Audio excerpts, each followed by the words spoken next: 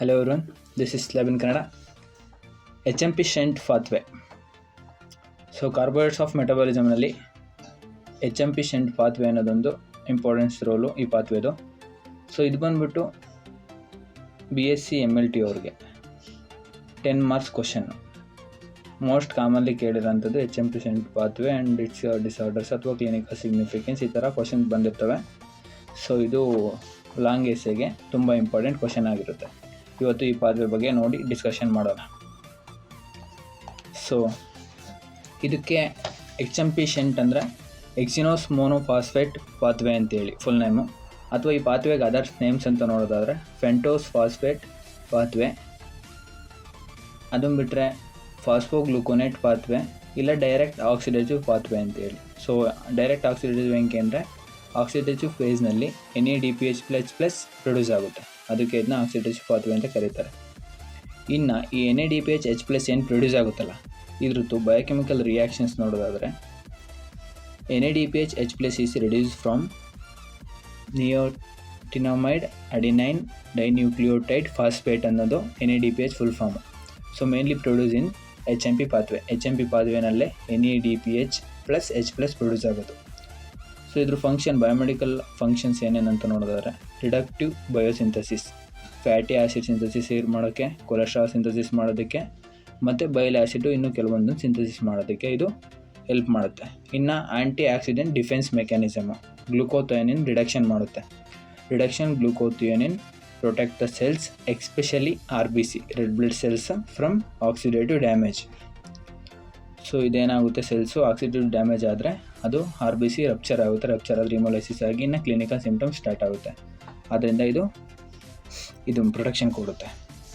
ಇನ್ನು detoxification of the drugs and xenobiotics ಅಂತೇಳಿ NADPH is required for cytochrome P450 monooxygenase system for liver detoxification of alcohol, drugs and toxins. So alcohol, drugs, toxins ಮೂರನ್ನು detoxification ಮಾಡುತ್ತೆ ಬಾಡಿಯಿಂದ, ಕೆಲವೊಂದು ಡ್ರಗ್ಸ್ನ. ಇನ್ನು respiratory burst, so ಆರ್ಗ್ಯಾನಿಸಮ್ಸ್ನ kill ಮಾಡಿ phagocytosis ಮಾಡೋದಕ್ಕೂ ಹೆಲ್ಪ್ ಮಾಡುತ್ತೆ.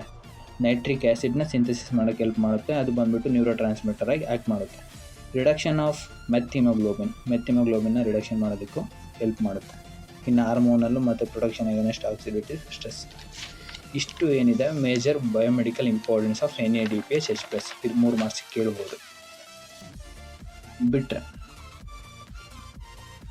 RNA DNA ಸಿಂಥಸಿಸ್ ಕೂಡ ಮಾಡುತ್ತೆ. RNA DNA ಸಿಂಥಸಿಸ್ ಎಲ್ಲಿ ಮಾಡುತ್ತೆ ಅಂದರೆ ರೈಬೋಸ್ 5 ಫಾಸ್ಫೇಟ್, ಇದು ಫೆಂಟೋಫಾಸ್ಫೇಟು, ಇದು RNA DNA ಸಿಂಥಸಿಸ್ಗೆ ತುಂಬ ಇಂಪಾರ್ಟೆಂಟು.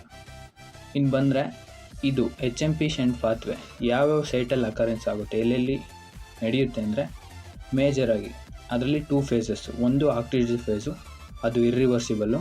ನಾನ್ ಆಕ್ಸಿಡೇಟಿವ್ ಫೇಸು ಎರಡನೇದು ರಿವರ್ಸಬಲ್ ಫೇಸು. ಸೊ ಇದರಲ್ಲಿ ಆಕ್ಸಿಡೇಟಿವ್ ಫೇಸ್ ಎಲ್ಲೆಲ್ಲಿ ನಡೆಯುತ್ತೆ ಅಂದರೆ adipose tissue, adrenal cortex, lactating mammary glands, RBC ಮತ್ತು ಇಷ್ಟರಲ್ಲಿ ನಡೆಯುತ್ತೆ, ಟೆಸ್ಟಿಸ್ ಇದ್ದ ಕಡೆ ಎಲ್ಲ. ಇನ್ನು ನಾನ್ ಆಕ್ಸಿಡೇಟಿವ್ ಫೇಸು ಎಲ್ಲ ಬಾಡಿನಲ್ಲಿರ್ತಕ್ಕಂಥ ಎಲ್ಲ ಸೆಲ್ಸಲ್ಲೂ ಆಗುತ್ತೆ. ಸೊ ಇಷ್ಟು. ನೆಕ್ಸ್ಟು ಸ್ಟೆಪ್ಸು, HMP ಪಾತ್ವೆನಲ್ಲಿ ಯಾವ್ಯಾವ ಸ್ಟೆಪ್ಸ್ ಬರ್ತವೆ ಅಂತೇಳಿ.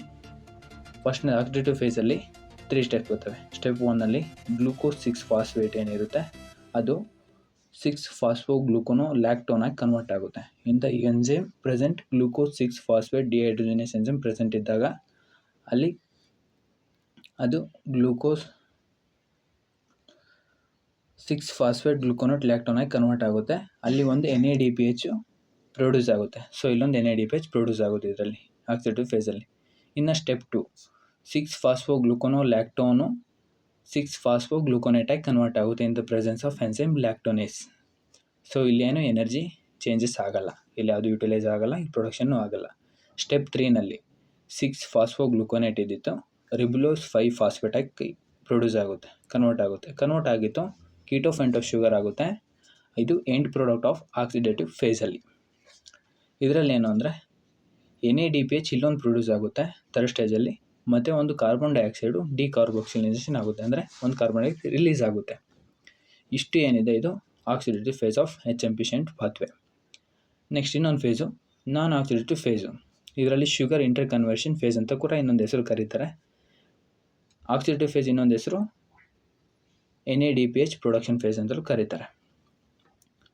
ಸ್ಟೆಪ್ 4 ನೆಕ್ಸ್ಟ್ ಕಂಟಿನ್ಯೂಷನ್ ಇರುತ್ತೆ ಪಾತ್ವೆ. ಸ್ಟೆಪ್ 4ನಲ್ಲಿ ರಿಬ್ಯುಲೋಸ್ 5 ಫಾಸ್ಫೇಟಿಂದ ರೈಬೋಸ್ 5 ಫಾಸ್ಫೇಟ್ ಆಗುತ್ತೆ.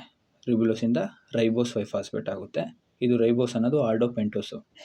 ಸೊ ಎನ್ಸೈಮ್ ಏನು ಐಸೋಮರೇಸನ್ನು ಎನ್ಸೈಮ್ ಯುಟಿಲೈಸ್ ಮಾಡಿಕೊಂಡು ಕನ್ವರ್ಷನ್ ಆಗುತ್ತೆ. ಸ್ಟೆಪ್ 5ನಲ್ಲಿ ರಿಬ್ಯುಲೋಸ್ 5 ಫಾಸ್ಫೇಟು ಝೈಲೋಸ್ 5 ಫಾಸ್ಫೇಟ್ ಆಗುತ್ತೆ in the presence of enzyme ಎಪಿಮರೈಸನ ಎನ್ಸೈಮಿಂದ. Next sugar rearrangement by transketolase required by vitamin B1 thiamine pyrophosphate ಅಂತ ಹೇಳಿದ್ದು. ಇದು ಯಾವುದು ಎನ್ಸೈಮ್ ಯುಟಿಲೈಸ್ ಆಗುತ್ತೆ ಇಲ್ಲಿ ಅಂದರೆ ಟ್ರಾನ್ಸಾಲ್ಡೋಸನ ಎನ್ಸೈಮ್ ಯುಟಿಲೈಸ್ ಆಗುತ್ತೆ. ನೆಕ್ಸ್ಟು ಫೈನಲ್ ಪ್ರಾಡಕ್ಟ್ಸ್ ಏನು ಬರುತ್ತೆ ಅಂತೇಳಿ. ಫೈನಲ್ ಪ್ರಾಡಕ್ಟ್ಸ್ ಬಂದುಬಿಟ್ಟು ಇದರಲ್ಲಿ ಎಂಡ್ ಪ್ರಾಡಕ್ಟ್ ಬಂದು ಆಕ್ಸಿಡೇಟಿವ್ ಫೇಸಲ್ಲಿ ರೈಬುಲೋಸ್ 5 ಫಾಸ್ಫೇಟು ಎಂಡ್ ಪ್ರಾಡಕ್ಟು. ಇನ್ನು ಇದು ಆಕ್ಸಿಡೇಟಿವ್ ಫೇಸಲ್ಲಿ ಎಲ್ಲದರಲ್ಲೂ ಗ್ಲೂಕೋಸ್ 6 ಫಾಸ್ಫೇಟ್ ಬರುತ್ತೆ. ಆ 6 ಫಾಸ್ಫೇಟು ಸೀದಾ ಹೋಗ್ಬಿಟ್ಟು ಮತ್ತೆ HMP ಪಾತ್ವೆ ಏನಿರುತ್ತೆ ಅದನ್ನ ರೀಸೈಕಲ್ ಮಾಡೋದಕ್ಕೆ ಹೆಲ್ಪ್ ಮಾಡುತ್ತೆ.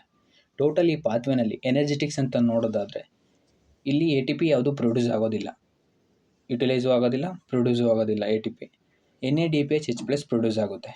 2 ಪ್ರೊಡ್ಯೂಸ್ ಆಗುತ್ತೆ. ಎಲ್ಲಿ ಅಂದರೆ ಸ್ಟೆಪ್ 1ನಲ್ಲಿ G6PD ರಿಯಾಕ್ಷನ್ ಅಂದರೆ glucose 6 phosphate dehydrogenase reaction step 1ನಲ್ಲಿ ಒಂದು ಫಾರ್ಮೇಷನ್ ಆಗುತ್ತೆ. ಸ್ಟೆಪ್ 3ನಲ್ಲಿ ಒಂದು ಫಾರ್ಮೇಷನ್ ಆಗುತ್ತೆ. 6 ಫಾಸ್ಫೋ ಗ್ಲೂಕೋನೇ ಡಿಹೈಡ್ರೋಜಿನೇಸ್ ಸ್ಟೆಪ್ಪಲ್ಲಿ ಅಲ್ಲೊಂದು ಫಾರ್ಮೇಷನ್, ಟೋಟಲ್ 2. ಇನ್ನು 2 ಮೆಗ್ನೀಷಿಯಮ್ ಯುಟಿಲೈಸ್ ಆಗುತ್ತೆ. 1 ಕಾರ್ಬನ್ ಡೈಆಕ್ಸೈಡ್ ರಿಲೀಸ್ ಆಗುತ್ತೆ, ಡಿಕಾರ್ಬಾಕ್ಸಿಲೇಷನ್ ಆಗುತ್ತೆ. ಇನ್ನು ರೆಗ್ಯುಲೇಷನ್ ಈ ಪಾತ್ವೆ ಮೇಜರಾಗಿ ರೆಗ್ಯುಲೇಷನ್ ಆಗೋದು ಗ್ಲೂಕೋಸ್ 6 ಫಾಸ್ಫೇಟ್ ಡಿಹೈಡ್ರೋಜಿನೇಸ್ ಏನೋ ಎನ್ಸೈಮಿಂದ ಮಾತ್ರ ಇದು ರೆಗ್ಯುಲೇಷನ್ಗೊಳ್ಬಿಡುತ್ತೆ.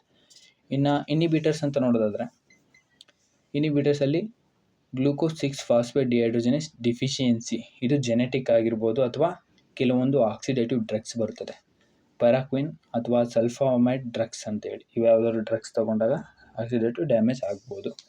ಅಥವಾ ಅಪ್ಲೈಡ್ ಅಥವಾ ಕ್ಲಿನಿಕಲ್ ಇಂಪಾರ್ಟೆನ್ಸ್ ಡಿಸಾರ್ಡರ್ಸ್ 3 ಸೇರಿಸಿ ಒಂದೇ ಇದರಲ್ಲಿ ಬರ್ತಾರೆ. ಸೊ ಡಿಸಾರ್ಡರ್ಸ್ ಏನಂತ ನೋಡಿದರೆ G6PD ಡಿಫಿಷಿಯನ್ಸಿ ಕಾಸಸ್ ಹಿಮೋಲೈಟಿಕ್ ಅನಿಮಿಯಾ. ಏನಾದರೂ ಇದು ಗ್ಲೂಕೋಸ್ 6 ಫಾಸ್ಫೇಟ್ ಡಿಹೈಡ್ರೋಜಿನೇಸ್ ಡಿಫಿಷಿಯನ್ಸಿ ಆದರೆ ಹಿಮೋಲೈಟಿಕ್ ಅನಿಮಿಯಾ ಕಾಸ್ ಆಗುತ್ತೆ. So RBC depends only on HMP pathway for NADPH. RBC HMP pathway ಮೇಲೆ ಕಂಪ್ಲೀಟ್ ಡಿಪೆಂಡ್ ಆಗಿರುತ್ತೆ ಬಿಕಾಸ್ ಆಫ್ NADPH. ಈ NADPH ಏನು ಮಾಡುತ್ತೆ RBCನ ಆಕ್ಸಿಡೇಟಿವ್ ಡ್ಯಾಮೇಜ್ ಆಗೋದ್ರಿಂದ ಪ್ರೊಟೆಕ್ಟ್ ಮಾಡುತ್ತೆ. ಸೊ ಏನಾದರೂ ಇದು ಪ್ರೊಟೆಕ್ಟ್ ಮಾಡಿಲ್ಲ ಅಂದರೆ ಅದು ಹಿಮೋಲೈಸಿಸ್ ಆಗಿ ಜಾಂಡೀಸ್ ಆಗಿ ಹಿಮೋಲೈಸಿಸು ಇಂಜ್ ಬಾಡಿ ಫಾರ್ಮೇಷನ್ ಇವೆಲ್ಲ ಆಗಿ ಕ್ಲಿನಿಕಲ್ ಸಿಂಪ್ಟಮ್ಸ್ ಒಳಪಡುತ್ತೆ. NADPH protect cells from oxidative damage. ಅದನ್ನೇ essential from liver detoxification steroid ಸಿಂಥಸಿಸ್ಗೆಲ್ಲ ಹೆಲ್ಪ್ ಮಾಡುತ್ತೆ. ಇಷ್ಟು ಏನಿದೆ HMP ಪಾತ್ವೆ. ಸೊ ಇದರಲ್ಲಿ next flow charts. So flow charts ಎಲ್ಲ ಸಿಂಪಲ್ ಆಗಿದ್ದಾವೆ, ನೋಡಿ ಅರ್ಥ ಮಾಡ್ಕೊಳ್ಳಿ. ಏನಾದರೂ ಡೌಟ್ಸ್ ಇದ್ದರೆ ಕಮೆಂಟ್ ಬಾಕ್ಸಲ್ಲಿ ಕಮೆಂಟ್ ಮಾಡಿ. So thank you.